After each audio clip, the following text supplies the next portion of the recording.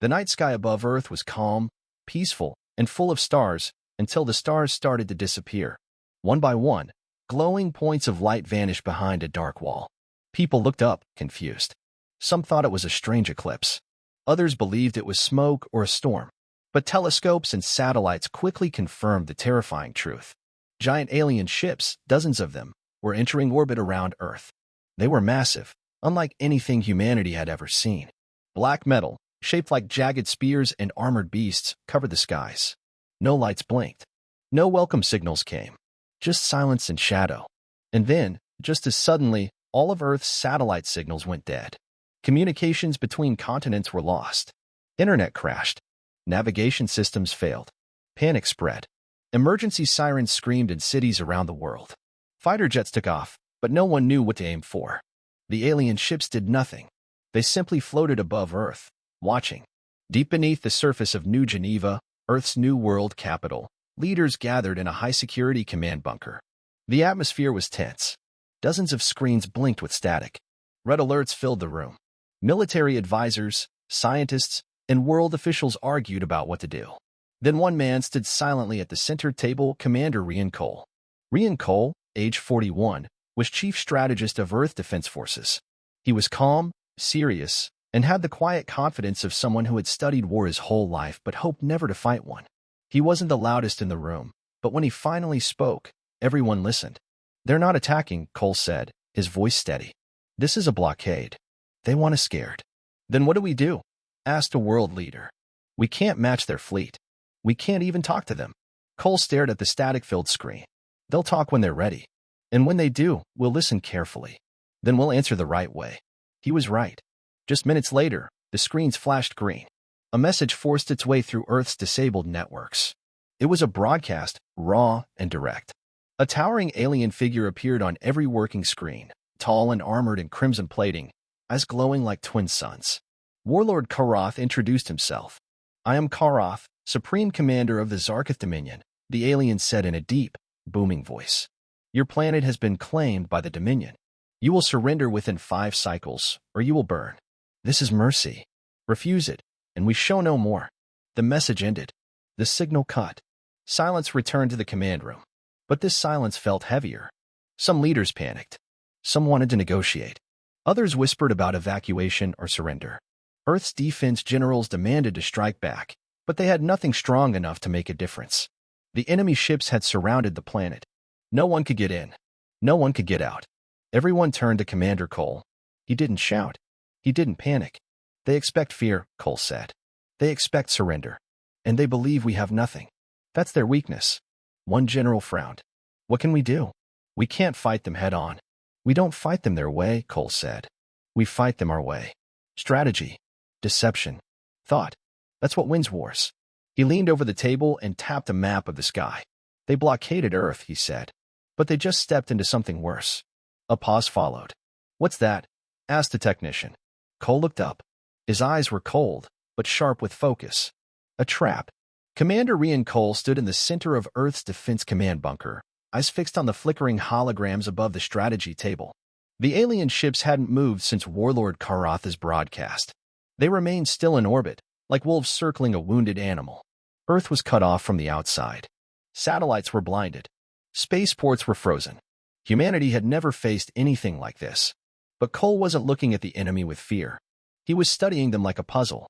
Every alien fleet had patterns. He believed Karath had one too. "They're waiting for us to act first," Cole said.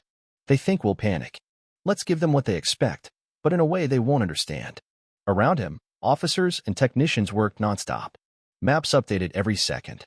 Energy readings from the alien ships were monitored. Global leaders stayed silent, watching Cole closely. He had taken command without needing to raise his voice. Even the most doubtful among them could see he had a plan. Cole activated a screen with a red-marked planet, Mars. "We're going to feed them a lie," he said. A believable one. Something too tempting to ignore. He explained the idea. Earth would create false signals and documents, suggesting a hidden prototype weapon had been developed and moved to a secret base on Mars. The weapon would appear unstable, powerful, and capable of harming the alien fleet. The data would be leaked, intentionally sloppy, but just enough to look real. If Karath believes we have something that could threaten him, Cole said. He won't ignore it. He'll send part of his fleet to investigate. Some officers raised doubts. What if he doesn't take the bait? He will, Cole answered. Warlords don't tolerate unknown threats, and his pride won't let him believe we're smarter than him. The operation began that hour. Earth's best cyber units forged data trails, encrypted messages, and communication logs. They used old Mars relay satellites to make the signals look aged and authentic. A secret leak was allowed to pass through a single satellite channel that hadn't been fully disabled. It was just enough for the Zarkith sensors to intercept. Within one rotation, Cole got confirmation. 3 large alien cruisers split from the blockade and turned toward Mars. Karath had taken the bait. The warlord hadn't spoken since his last message, but his movements revealed his thoughts. He didn't trust Earth. He feared the unknown, and he had just weakened his blockade. Cole smiled slightly. But the plan wasn't finished. We've made them curious, he said. Now let's make them confident.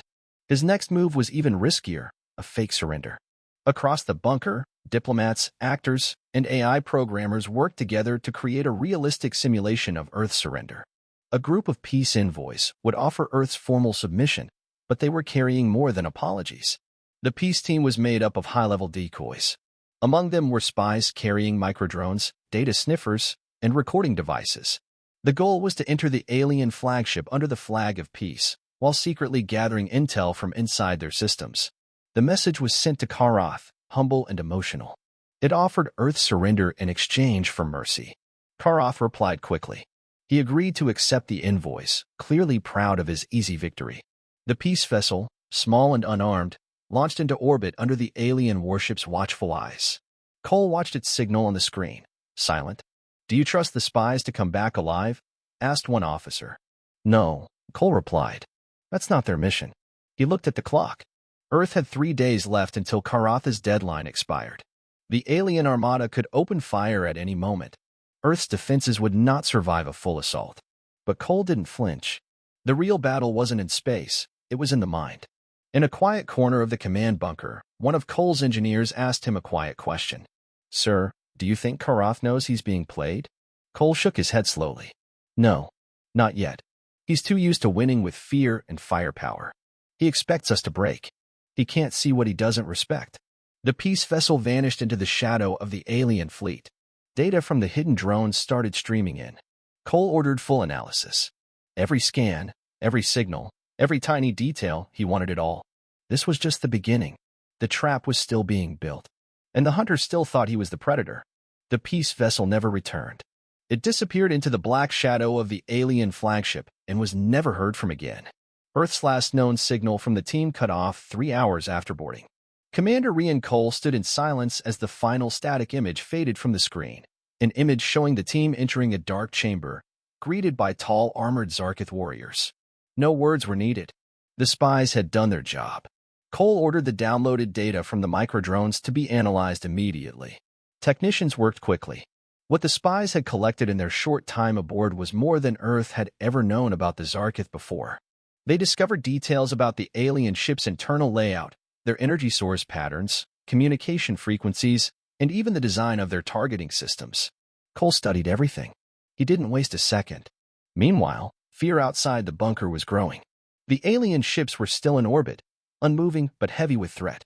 Cities stayed under lockdown. Skies were filled with military drones, watching and waiting. News stations had no updates to give, only reruns of Warlord Karath's brutal message demanding Earth's surrender. Underground shelters began to fill with families. Schools shut down. Power grids shifted into emergency reserves. Earth had gone quiet. It wasn't peace, it was dread. In the command center, some of the world leaders started to push for a real surrender. A finance minister stood and raised his voice. This can't go on, Cole. The economy is collapsing. People are losing hope. If we fight, we lose. If we surrender, at least some will live. Cole didn't look up from the table. Surrender won't save anyone, he said quietly. Karath doesn't want peace. He wants dominance. He wants us kneeling. Another leader shouted, Then what's your plan? Because time is running out. Cole finally looked up. I told you from the beginning. We don't fight them their way. We outthink them. He turned to his officers. It's time for Operation Mirrorfield. The room grew still. Only a few had heard of the project. It was experimental and proven. A network of cloaked satellites that could project false images, scramble enemy sensors, and reflect electromagnetic signals. It was designed for misdirection, not attack.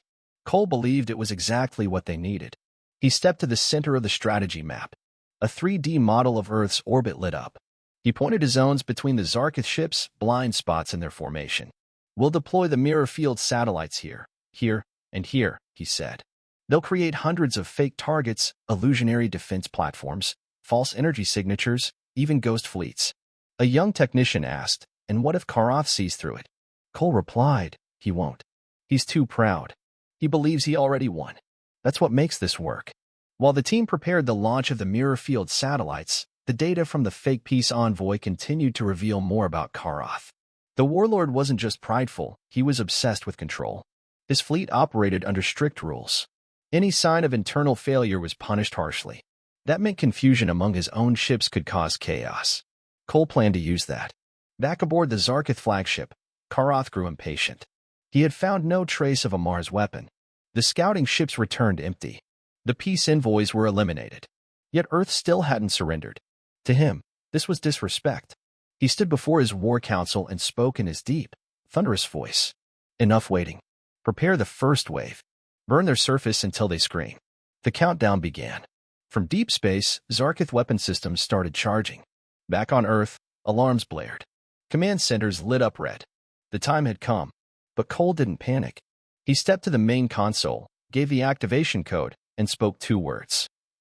"Begin projection." Above Earth, in the dark of space, the mirror field system came online. Suddenly, dozens of new energy signals appeared around the planet. Massive heat signatures, weapon locks, defense grids, all fake. But to the Zarkith sensors, they looked real. Karath watched in disbelief as Earth seemed to transform in seconds. His advisors shouted over one another. "They've hidden their defenses. They're powering up planetary weapons." Karath's eyes narrowed. No, they were weak. This must be deception. But he wasn't sure. His pride clashed with his instincts. Was Earth bluffing? Or had they truly hidden their strength? He made his choice. "Fire anyway," he growled.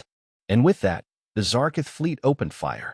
Beams of energy burst from alien cannons, screaming across space toward what they thought were Terran defense platforms. But they weren't real. The blast struck nothing or worse, bounced off and hit other Zarkith ships. One cruiser's aim had been scrambled so badly it targeted one of its own. Another missed entirely and struck a fellow warship's engine pod. Chaos had begun. Back in the Earth bunker, Cole watched it all unfold on his screens. He spoke just loud enough for the room to hear. He couldn't resist. He fired at ghosts. More Zarkith ships adjusted their aim, confused by shifting targets. Their communication network buzzed with alerts. Sensor errors, misfires, and conflicting data reports. The mirror field had done its job. But Cole wasn't done. He leaned closer to the mic. "Open a channel to Karath." Now, the message channel opened. Commander Rian Cole stood tall in front of the wide comm screen as it connected to the Zarkith flagship. Sparks of static flashed, then cleared. The image of Warlord Karath filled the display, towering, armored, and furious. His glowing eyes burned like coals. Behind him, smoke trailed from parts of his ship. Several Zarkith crew members scrambled in the background, trying to contain damage. Karath leaned closer to the screen. "You dare contact me, insect?" he growled. "Your fake defenses won't save your planet. I will burn your cities to ash." Cole didn't flinch. He looked directly at the warlord. "You've already begun burning your own ships. Look outside. That wasn't our fire. That was yours." Karath snarled. "Lies." Cole's tone was calm and clear. "We never fired. Not once. You've been shooting at phantoms, targets we created to make your fleet see what we wanted it to see." The warlord paused for a moment. Behind him, a lieutenant whispered something urgent in his ear. Karath didn't move. His pride was now at war with his logic. Cole continued. "You didn't enter a battlefield. You entered a maze. A web of illusions. Every sensor reading, every energy pulse, every target lock, it was designed to fool you." Another voice spoke from behind Karath, this one strained and robotic. 3 cruisers disabled. Internal fire on Deck 7. Navigation systems corrupted. Karath turned away from the screen for a moment. His fists clenched, claws tightening. Then he looked back at Cole. "You will still lose. We have the numbers." Cole nodded. "Yes, you outnumber us. But numbers don't matter when your fleet can't see straight." Karath shouted something in his own language and slammed his fist against a console. The screen flickered. The transmission cut. The room inside Earth's bunker remained silent. Everyone stared at Cole. Even the doubters said nothing now. The trap had worked. But Cole knew it wasn't over yet. He turned to his team. Karath won't retreat just yet. Not until he's fully convinced we can hurt him. He needs one more push. He pulled up the last piece of the plan, Ghost Protocol.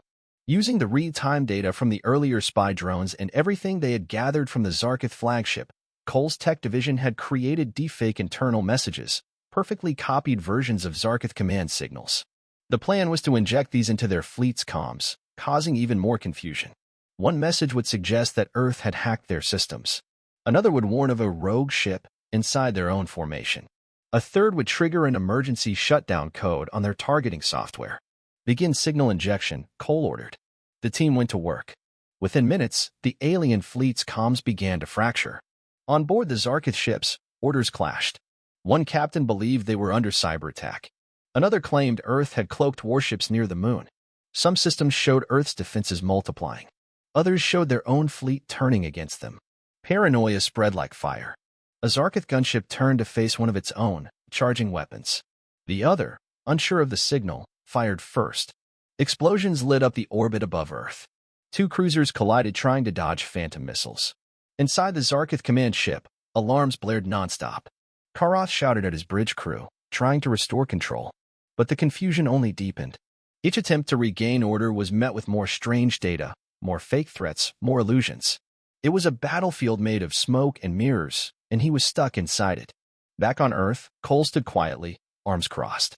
He watched the enemy unravel without ever firing a shot. We turned their strength into blindness, he said. Their command into chaos. One of his officers asked, should we attack now? Strike while they're confused? Cole shook his head. No, that's what they'd do. But we're not them. He walked to the front of the room and activated the comms again. Send one final message, he said.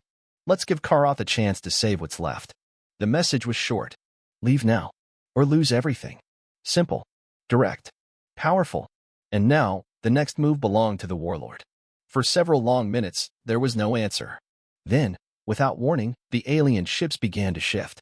The weapons dimmed. Engines powered up. The blockade wall started to break apart. The Zarkith Armada was pulling back. One by one, their ships turned away from Earth and slipped into the shadows of space, disappearing in silence. No explosions. No more threats. Just retreat. Inside the command bunker, cheers erupted. Technicians hugged. Leaders smiled in disbelief. Earth had survived. But Cole didn't cheer. He kept watching the sky. Because he knew something the others didn't. Warlords never forget humiliation. The sky above Earth began to clear. Alien ships, dark and monstrous, drifted away from orbit one by one, like shadows retreating from the light. The blockade was breaking. For the first time in days, the stars became visible again. But Commander Rian Cole remained still, eyes fixed on the command center's main screen. His team around him cheered and clapped, some hugging each other. For many, this moment felt like victory. Cole knew better. Hold celebration protocols, he said firmly. The room quieted. They're not retreating because they fear us, Cole said. They're retreating because they can't control the fight anymore. Karath may still lash out before leaving. He walked slowly to the observation window overlooking the underground launch hangar. Earth's remaining defense drones were waiting, still unused. Every warhead, every cannon, every launch platform had stayed silent through the entire conflict. That silence was Cole's greatest weapon. His goal had never been to destroy the Zarkith Armada. That was impossible. His goal had been to confuse it, divide it, and weaken its unity.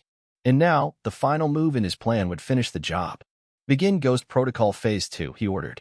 Across Earth's satellite grid, the mirror field system sent one last round of misinformation into the heart of the alien fleet. This time, it wasn't just illusions. It was chaos. The fake messages now included falsified sabotage alerts, power failure reports, and calls from Zarkith captains demanding emergency evacuation from their ships. The warlord's command systems began to blink with warning symbols. A virus planted by Earth signal teams started spreading through Zarkith communications, scrambling orders, blocking replies, and faking attack alerts. Karath's fleet began to fracture. Inside the Zarkith flagship, the bridge had descended into madness. Alarms screamed. Commanders shouted over each other. No one trusted their own systems anymore. Karov slammed his clawed fist into a console, shattering it. "What is happening?" he bellowed. A terrified officer stammered. "We were under system attack. Internal sabotage, possibly from the Terran surrender team." "Fools!" Karov shouted. "There are no survivors from that mission." But doubt had already infected his mind. His pride, the thing he had relied on for every victory, now betrayed him. Because of that pride, he had let Earth's spies on board. Because of that pride, he had ignored the chance that Earth's silence might be a strategy. And now, it was too late. Two Zarkith cruisers turned on each other, firing at phantom threats in confusion. A third ship's engines overloaded from false orders to overcharge its core. Explosions began to light up the blackness of space like brief flashes of lightning. The retreat had become a collapse. From Earth's command bunker, Cole watched it all unfold. He turned to his second-in-command, Major Silva. "Prepare final transmission." Silva nodded and opened the channel. Cole stepped in front of the camera, his expression calm and steady. "Warlord Karov," he said, "you brought an armada to conquer a peaceful world. You brought fire. You brought fear. But what you didn't bring was thought. And in war, that's the most dangerous mistake." He paused. "We never matched your power. We never needed to. We matched your weakness, your pride."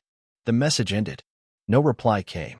Moments later, Karov's flagship turned slowly, its engines glowing dimly. The massive ship moved away from Earth's orbit, silent and defeated. What remained of the Zarkith fleet followed, limping through space, broken and confused. Earth was safe, not through force, through cleverness, through patience, through strategy. In the command bunker, the lights dimmed as red alert status was lifted. Power returned to normal. Civilians above ground were informed, the blockade is over. Earth stands free. People cried in the streets. Music played from rooftops. Children came out of shelters and looked up at the stars with hope. But still, Commander Cole did not smile. He stood alone near the end of the control deck, staring up at the sky through the viewing screen. Stars twinkled like nothing had happened. But Cole knew what had passed and what still might come. His voice was quiet, spoken only to himself. He'll remember this. But so will we. Behind him, technicians began restoring systems, resetting satellites, and preparing reports. Earth's leaders praised Cole. Messages of thanks poured in from every continent. But he kept his focus forward. Because the war had ended. But not the danger. The stars above Earth shone bright once more. The last of the Zarkith warships vanished into deep space, engines flickering like dying embers. They left behind no parting words, no final threat. Just silence. Earth was no longer blockaded. The sky was free. Across the world, the news spread like wildfire. The alien armada is gone. Earth is safe. People flooded into the streets, hugging, crying, cheering. Church bells rang. Fireworks launched over cities still recovering from days of fear. Children who had been hiding in underground shelters looked up in awe at the night sky, seeing it open and peaceful again. In every home, every street, and every city square, one name kept repeating: Commander Rian Cole. In the bunker beneath New Geneva, Cole stood quietly at the edge of the control room, watching the celebrations on the screen. Around him, officers were smiling, shaking hands, and congratulating one another. The operation had succeeded beyond expectations. Still, Cole didn't join the celebration. Major Silva approached and stood beside him. "We did it," she said softly. "The blockade is broken. Not a single city destroyed. Not a single Terran life lost." Cole nodded, but his eyes didn't leave the main monitor. "We won a battle," he said. "But not the war." Silva looked at him, confused. "They're retreating. Their ships are damaged. Their systems are broken. What else is there to worry about?" Cole turned to her slowly. "Karov didn't just lose ships. He lost face. In the Zarkith Dominion, that's worse than death." She paused, then said, "So, you think he'll come back?" "Not soon," Cole replied. "Not until he's rebuilt. And not until he's sure he won't be tricked again. But he will return. Next time, he'll study us like we studied him." He looked at the stars through the reinforced glass above. "And next time, we may not be able to fool him." Later that day, Earth's World Council officially honored Cole and his entire team. A broadcast went out to the planet. Cole appeared briefly on screen, standing in his black uniform, the Earth insignia glowing faintly on his shoulder. He gave no long speech. No dramatic words. Only a clear message. "We won this battle with unity, patience, and intelligence. That must always be our way. We will not forget. We will prepare. Together." And then he stepped away from the camera. As days passed, Earth returned to life. Cities reopened. Schools resumed. Power grids were restored. The mirror field satellites remained in orbit, upgraded and expanded. New defense programs were launched, focusing not just on weapons, but on tactics, intelligence, and adaptability. Cole refused to let the world relax into comfort. "We must not become what they think we are," he told his staff. "We're not weak. We're not primitive. But we are peaceful. That must remain our strength and our shield." Meanwhile, far beyond Earth's solar system, deep in the black space between stars, a small Zarkith scout ship hovered in silence. It had not retreated with the main fleet. It had stayed behind, cloaked and undetected, recording everything. Inside, a single Zarkith officer studied the data feeds, Earth's tactics, defense systems, patterns of speech, even Commander Cole's face and voice. He sent the files across the stars to Karatha's warship. The warlord stood tall, body wrapped in fresh armor, eyes colder than before. He reviewed the message in silence. The final words of the Earth commander echoed through his chamber. "Together, we will not forget. We will prepare." Karatha's claws closed slowly into a fist. He said nothing, but in his mind, the next war had already begun. Back on Earth, Cole walked alone across the balcony of the new Strategic Defense Command. He stopped to look at the stars, clear and beautiful. His expression was calm, but serious. He whispered to himself, "Let them come. Next time, we'll be ready again."